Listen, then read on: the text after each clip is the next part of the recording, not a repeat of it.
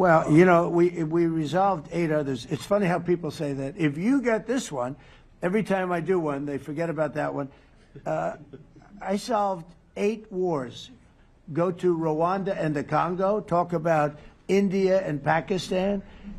Look at Thailand. Look at all of the wars that we solved.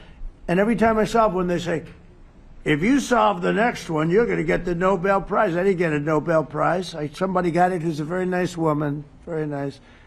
I don't know who she is, but she was very generous. So I don't care about all that stuff. I just care about saving lives. But this will be number 9. But every time I solve one, they said, sir, if you solve one more, you're going to be known as a peacekeeper. So to the best of my knowledge, we've never had a president that solved one war. Not one war. Bush started a war. A lot of them start wars, but they don't solve the wars. They don't settle them. And especially when they have nothing to do with us. I saw almost, I guess, just about all of these wars had nothing to do with us. But I saved tens of millions of lives. The Prime Minister of Pakistan said, I saved millions of lives in interceding on Pakistan, and you look at Pakistan and India as an example. That would have been a bad one, 2 nuclear nations, right? So I say this, this is pretty much the last one, although I do understand that Pakistan attacked, or there is an attack going on with Afghanistan. That's an easy one for me to solve if I have to solve it. In the meantime, I have to run the USA, but I love solving wars. You know why? I like stopping people from being killed, and I've saved millions and millions of lives, and I think we're going to have success with this war. Wait, please. No, Spain has not come through. No, Spain has not been loyal to NATO. Spain has been, they're the only one.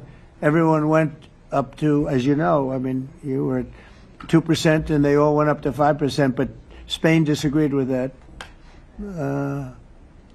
I think Spain should be reprimanded for that. I think it's very bad that they did that, but that's up to them. That's up to NATO and Spain. They cannot be expelled from NATO. Can they or not? They cannot, according to the treaty, but they also claim that they are protected by the European Union umbrella for trade. Well, the other people, many of the other countries are in the European Union too. They're not complaining, right? President, I can tell you that food is serious. That's of interest. Mr. President. They're protected by... Yeah, please go ahead. Thank you, Mr. President. Do you think you can carry the momentum from the Middle East deal over to this deal? And if I do. So, how does that move the needle? Yeah, I do. I think we carry a lot of momentum, a lot of credibility. Getting Middle East done was very important. Nobody thought it could be done. That was one nobody thought could be done, and we got it done. And a lot of that was the big hit that we put on Iran with respect to the nuclear. They took, that was an unbelievable military maneuver, the B-2s, and many other planes involved, by the way, but the B-2s. Yeah, I think nobody expected that to happen. And, you know, we had 59 countries involved, and these were countries very diverse. You had Arab, Muslim, Jewish, you had every country, Christian. You had every country, and many countries involved, and we got that done. And we got it done pretty swiftly after we set the table properly. We had to set the table properly. This should be one that we get done. And I think the table is set properly here now, too.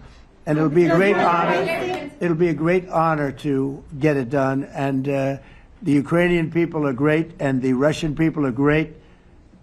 And obviously they have much in common, as we understand. They have a lot in common. So it'll be a great honor to get it done.